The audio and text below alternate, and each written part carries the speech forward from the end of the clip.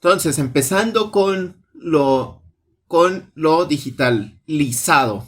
Es el primer acercamiento, creo, hacia una digitalización de la historia, ¿no? O digitalización de lo histórico. Es una primera forma en cómo lo histórico se empieza a considerar como que puede ser parte de lo computacional. Tengamos en cuenta que lo que es muy, muy, muy extraño encontrar objetos digitales preservados antes de 1995 y son muy difíciles de recuperar, de hecho, antes de 1995. Hay un pasado digital que se recupera de una manera muy tradicional a través del archivo, a través de las entrevistas, a través de vestigios muy pequeños que podamos encontrar de objetos digitales. De hecho, muchas veces lo que se encuentra de esos vestigios digitales es lo que se imprimió, ¿no? Entonces, como que tengamos en cuenta eso, que no hubo una consideración de que lo computacional fuera válido como objeto conservable, preservable o histórico. Y tal vez lo primero, como podríamos entender a lo digital relacionado con lo histórico, en un aspecto temporal, podríamos considerarlo a partir justamente de esta preservación o transformación de los objetos culturales en objetos digitales. Esto es algo que en los estudios de medios y en las humanidades digitales se ha estado llamando como remediación. Este aspecto de la remediación, y específicamente les recomiendo que lean a Johanna Drucker. Esta investigadora justamente ha partido de que una de las labores de las humanidades digitales es hacer este ejercicio de remediación, ¿no? ¿Y qué es la remediación al final de cuentas, ¿no? La remediación lo que indica es que este objeto que nosotros vemos aquí, ¿no? Por ejemplo, este que está acá, este objeto que está acá no fue construido para el medio en el que está ahorita. Esta carta, este pequeño documento que está aquí, no está diseñado para este formato.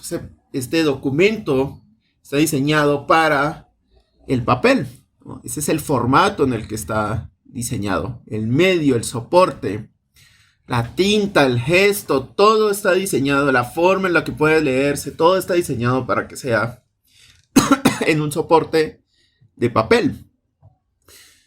Es decir, no tiene las características propias de un documento en un soporte electrónico. Es una perogrullada, pero al final de cuentas es algo que es importante tener en cuenta, ¿no? Lo que estamos cambiando aquí es el formato, le estamos asignando un nuevo medio. Y este medio es totalmente ajeno al objeto inicial, ¿no? Este objeto que ahorita estoy tratando de agrandar lo más que pueda, ¿no? Es algo que no está construido por los gestos de la tinta sobre el papel, sino está compuesto por todos los aspectos numéricos, o los aspectos algorítmicos y numéricos y cuantitativos que determinan que cada uno de estos píxeles, cada uno de estos puntos que está aquí ya lo vemos un poquito mejor, ¿no? Cada uno de estos puntos hasta aquí me deja llegar, pero lo que estamos viendo en este punto es como cada pequeño elemento que está aquí, esto es un conjuntito de píxeles, ¿no? Cada uno responde a un punto que tiene una relación numérica, y esa relación numérica indica qué tanto color, qué tanto negro, qué tanto blanco, qué tanto gris debe haber sobre cada uno de esas esquinitas, de esos cuadritos, ¿no? Lo que llamamos los píxeles. Esto puede parecer irrelevante, puede parecer meramente simplemente una cuestión sin sentido, sin mayor sentido, pero quiero que tengamos en cuenta una cosa. Leer, cuando nosotros trasladamos este objeto digitalizado, ¿no? Cuando nosotros lo pasamos a este medio, nosotros lo que estamos haciendo es darle una nueva dimensión. No sé si a ustedes les pasa, no sé si a ustedes les ha pasado, pero en general es mucho más fácil leer un documento de este tipo o un impreso, leerlo en su formato original, es decir, irse al papel. Y yo lo sé como historiador, que he estado en muchos archivos. En general, lo que uno prefiere, el trato preferencial que uno quiere es que lo dejen estar con el documento físico. Esa es como la idea principal, que puedas estar con el documento físico. Y cuando puedes estar con el documento físico, de una u otra manera tienes una relación que es muy natural con este objeto, porque lo aprendiste desde muy pequeño, como sea, pero tienes una relación muy natural con este objeto y sientes de una u otra manera, no te sientes extraño frente al objeto que estás mirando, ¿no? Aquí depende muchísimo del tamaño de la computadora, del tamaño de la pantalla, depende muchísimo de la calidad de la digitalización y muchísimos aspectos que están involucrados que no se tuvieron en cuenta en el momento de crear el documento porque era totalmente innecesario. Documento no se crea, este documento no se escribe en el siglo XVIII para que luego facilitar que sea digitalizado, ¿no? No se escribe de esa manera, no se busca que el papel sea más blanco, no se busca que la tinta tenga mayor contraste, nada. Las lógicas de construcción de este documento, este objeto, son completamente diferentes a las lógicas de un soporte en lo digital, ¿no? Eso es muy importante que tenemos que tener, algo que tenemos que tener en cuenta. Documento físico se crea con un objetivo y no es el mismo objetivo que tiene lo digital. Cuando empiezan los procesos de digitalización, ¿no? Por ejemplo, este ejemplo que es muy conocido a nivel latinoamericano es el portal de archivos españoles. Fue relativamente temprano. Fue producto de un momento en el cual hubo muchísima inversión en la digitalización de archivos. Es un proceso que empieza desde mediados de los 90 con los procesos de digitalización del patrimonio hispánico, del patrimonio cultural hispánico, y se desarrolla mucho más durante principios de este siglo y tiene mucha relación con una cantidad de dinero que había en la época, muy ingente la cantidad de dinero que había, y dos fechas importantísimas que ayudan a que estas capitales vayan de archivos y bibliotecas a rescatar lo que es la cultura hispánica, que es el 5º centenario del descubrimiento de América en el 92. Eso impulsa una gran cantidad de procesos de recuperación de memoria y cultura hispánica. Y por otro lado también tenemos el bicentenario de las independencias latinoamericanas, que impulsa también una gran cantidad de procesos, ya muchos procesos de digitalización y de creación de multimedias.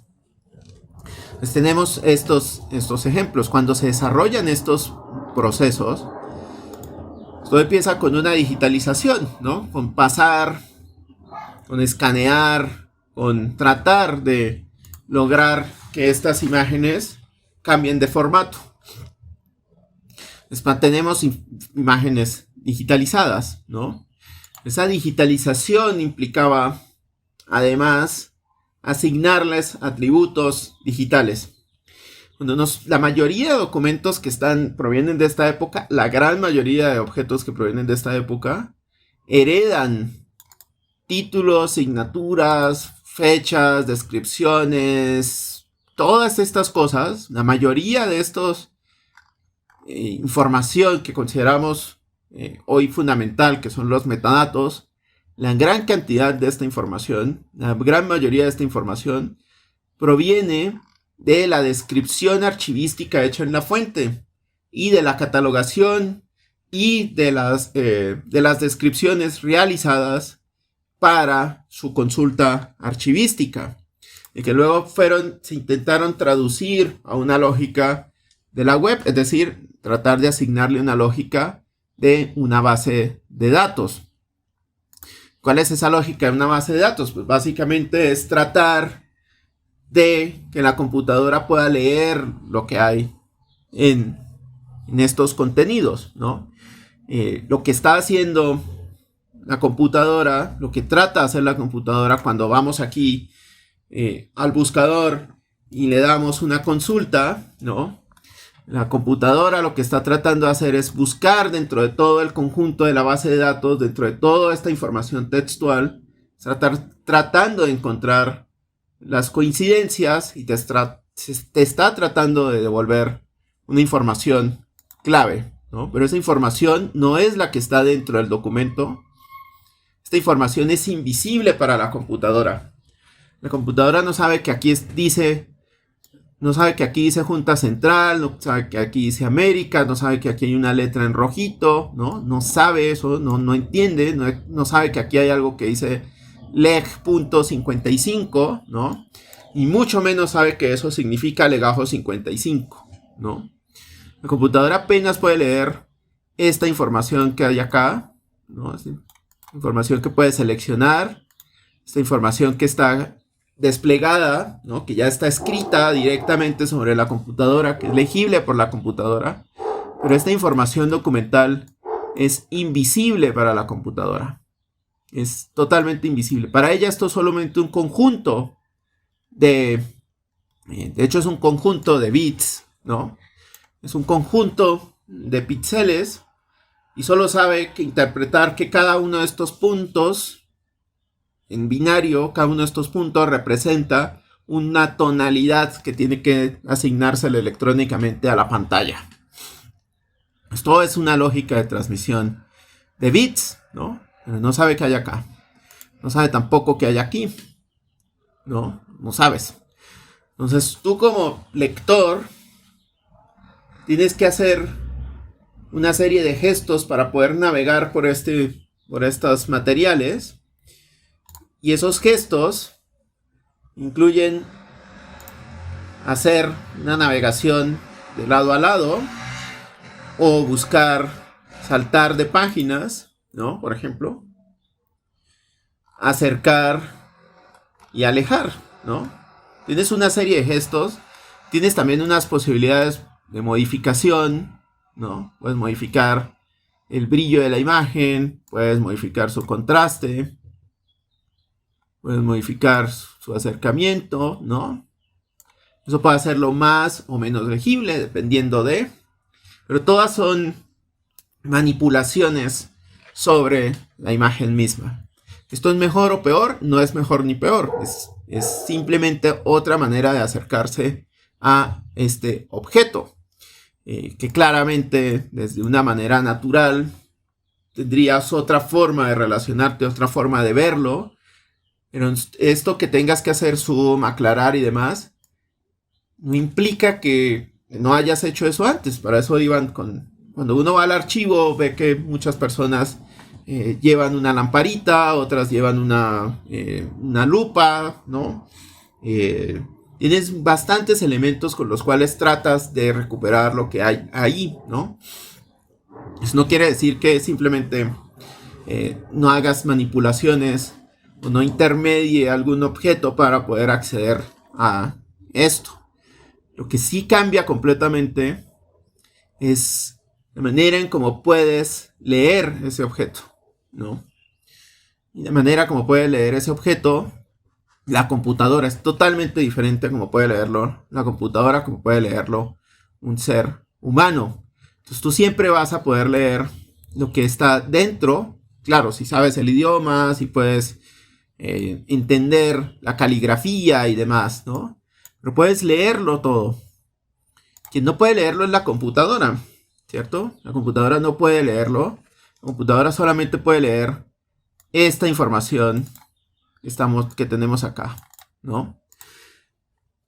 Ustedes me dirán, bueno, pero existe el OCR, pero existe también el reconocimiento óptico de caracteres y demás. Sí, efectivamente, pero justamente lo que hace esa posibilidad es que todo esto que está de manuscrito o que está impreso pueda ser traducido a un código que la computadora pueda leer, en este caso a unas letras que la computadora pueda leer, porque en última las interpreta como un código ASCII, que es una asignación de un bit o de una serie de bits que representan una letra específica, ¿no?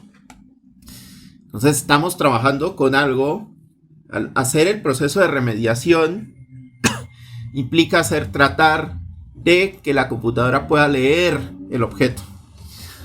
Eso es algo interesante porque en realidad lo que estás tratando de hacer es que la computadora entienda esto que es tan natural para nosotros, ¿no? Estamos tratando de que la computadora entienda algo que es muy lógico para nosotros de interpretar.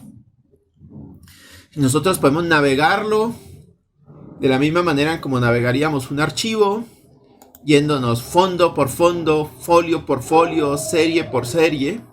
Podríamos hacer, o podemos utilizar unos buscadores para encontrar esa información, ¿no? Este es un proyecto muy reciente en el que estamos entrando también con una asociación que se llama la Fundación Histórica Neogranadina, y estamos entrando en este proceso de crear un nuevo repositorio de los materiales digitalizados que se han digitalizado durante ya casi 10 años en diferentes bibliotecas y cumple el mismo propósito, ¿no? El propósito, de una otra manera, es que estos materiales que están aquí, están físicos, que se trasladan hacia lo digital, puedan ser leídos por la computadora, que la computadora tenga la posibilidad de buscar, de segmentar, de devolver, de navegar, ¿no? Y que aparte tengas la posibilidad de acceder a ellos, puedas leerlos, puedas visualizarlos, puedas seleccionar la información, puedas descargar, puedas hacer una cantidad de cosas, ¿no? Con esto. Y que siempre tenga la posibilidad de estar yendo, viniendo, navegando.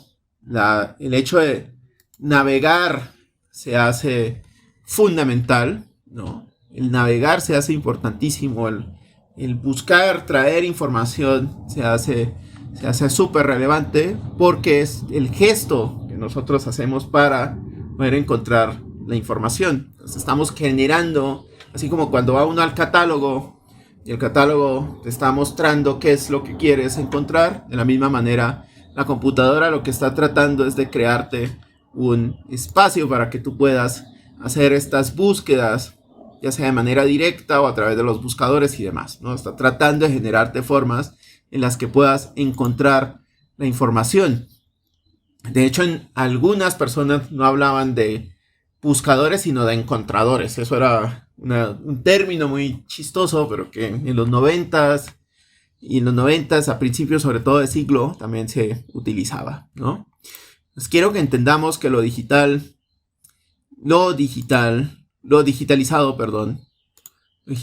representa un proceso en el cual el interés no es, o sea, el interés sí, por un lado, claro, es que los usuarios puedan acceder a la información y que los usuarios puedan acceder al archivo y que los usuarios puedan tener una representación digitalizada de lo que existe en un repositorio físico, ¿no?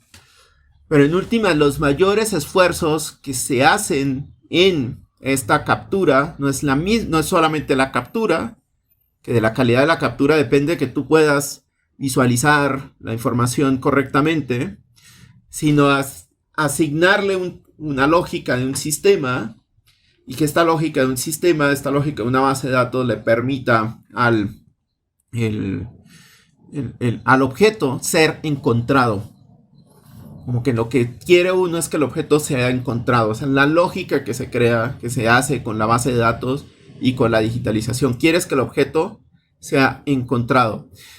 En esos términos hay un fenómeno o hay un proceso que se llama el enriquecimiento de datos. Y este enriquecimiento de datos está en la imagen ya tiene una serie de metadatos contenidos que indican cuál es su peso, cuál es su tamaño, cuál es su color, cuál es demás, ¿no? Cosas así por el estilo, con qué cámara se tomó y eso. Esa es una serie de metadatos internos de la imagen. Lo que trata es de enriquecerse, es decir, de asignarse la información que permita que estos objetos puedan ser encontrados y que al ser encontrados también sean encontrados de manera precisa, no solamente por coincidencias textuales, no solamente porque tú pongas el término el virrey del Perú y te aparezca el virrey del Perú, sino porque pongas un término como el virreinato y te aparezca también esa serie de documentos que no coinciden textualmente directamente, pero te permiten encontrar la información. Pues hay una serie de procesos que se han ido desarrollando, de técnicas, de tecnologías, de lenguajes, de sistemas que se han venido desarrollando para garantizar la encontrabilidad de los objetos. Buscas que los objetos puedan ser encontrados. Y para que puedan ser encontrados, lo que generas es una serie de metadatos, es decir, datos que representan al objeto, datos que dirigen al objeto, datos que permiten que se encuentre el objeto, que entiendas al objeto. Y la ventaja de los metadatos, la gran ventaja de los metadatos, es que permiten que sean legibles tanto por humanos como por la máquina. Pues mientras esta imagen es compilada y decompilada por la máquina, pero no puede ser leída por la máquina. La máquina no puede leer, ya les explicaba, no puede leer qué es lo que hay aquí. Solo legible por humanos. En ese sentido, lo que quieren los metadatos es precisamente que esta información sea también leída por la máquina. Que si tú haces una búsqueda, si tú tratas de encontrar una información o de relacionar una información, puedas encontrar lo que hay dentro del documento. Eso es más difícil de lo que parece, porque ahí sí necesitas, ahí no solamente está poner el cuaderno, ¿no? Y que haya alguien que se dedique a hacer el inventario, sino aparte necesitas hacer procesos de transcripción, procesos de etiquetado, necesitas hacer una serie de procesos manuales para que esta información pueda ser visible, ¿no? Y por otro lado también este proceso de enriquecimiento implica también transformar esta información, que tiene una información binaria específica del objeto. Necesitamos darle una información que sea también semánticamente válida y que los datos también de una otra manera permitan una correlación semántica, que puedan adquirir un sentido, que la persona pueda recuperarlos y pueda darles un sentido también, ¿no? La máquina no entiende de sentidos, pero es muy rápida para asignar, para entender relaciones entre pequeños objetos, entre pequeños términos, entre palabras, entre símbolos, ¿no? Y si se acuerdan de la sesión anterior, vimos que la máquina, la computadora, es sobre todo una máquina de procesamiento de símbolos, no de procesamiento de números, ¿no? Pues por eso, al datificar, en sí lo que estamos dándole es enriqueciendo este objeto con una cantidad ingente de elementos simbólicos mínimos, es decir, letras y números. Y con esta serie de elementos mínimos es posible construir modelos computacionales que permitan crear sentidos más grandes. Básicamente lo que hace una inteligencia artificial generativa como ChatGPT, básicamente, pero de una manera bastante manual, ¿no?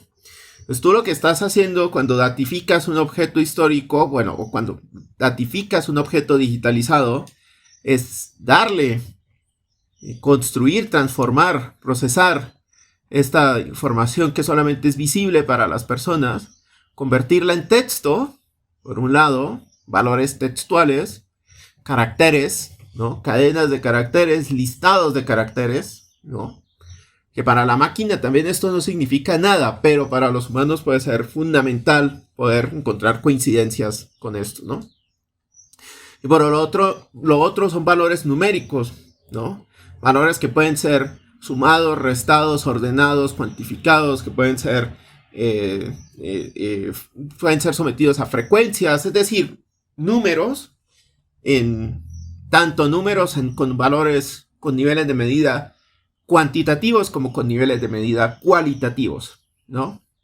Esto es, estos números que tenemos aquí, el número del 103, el número 379, el número 97, el número 91, ¿no?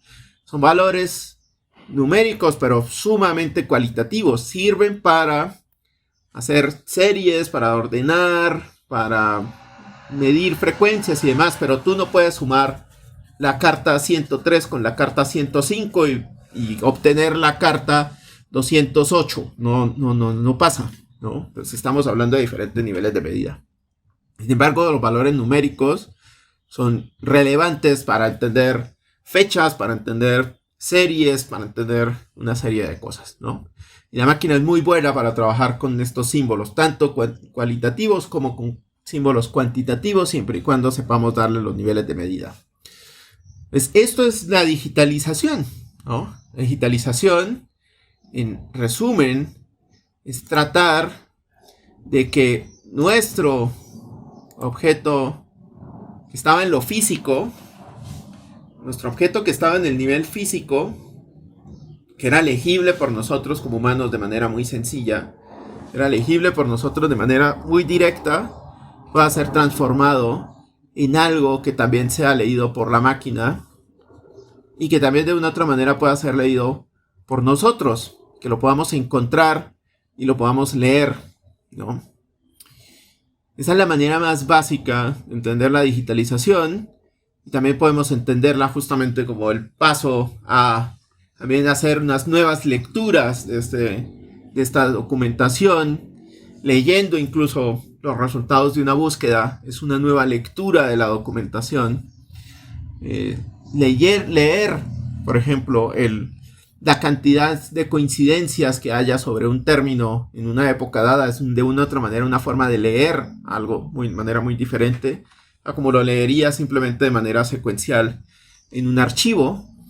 Es decir, hay sistematizaciones previas que permiten leer de una manera diferente también esta documentación. Por eso la representación de la red desde el otro lado, porque finalmente estas posibilidades de acceder de manera diferente también son posibilidades de leer de manera diferente, todas intermediadas por una serie de procesos que dan también una segmentación, una orientación, una forma en la cual puede ser representada esta información, que de otra manera es decodificada solamente a través del acto de la lectura. Ahora tenemos el acto del clic, del scroll, del navegar, del ir hacia adelante, del ir hacia atrás, ¿no? Eso es básicamente lo que quería comentarles sobre la digitalización. La digitalización, que es ese pasar de lo físico a lo digital, ¿va? En el siguiente video pues vamos a explorar un poco más, pero sobre el paso, más bien cómo entender lo digitalizado, que eso es otro aspecto muy diferente. Lo digital, perdón, es otro aspecto muy diferente y que es muy interesante también empezar a contrastar con respecto a cómo podemos entender una historia de lo digital.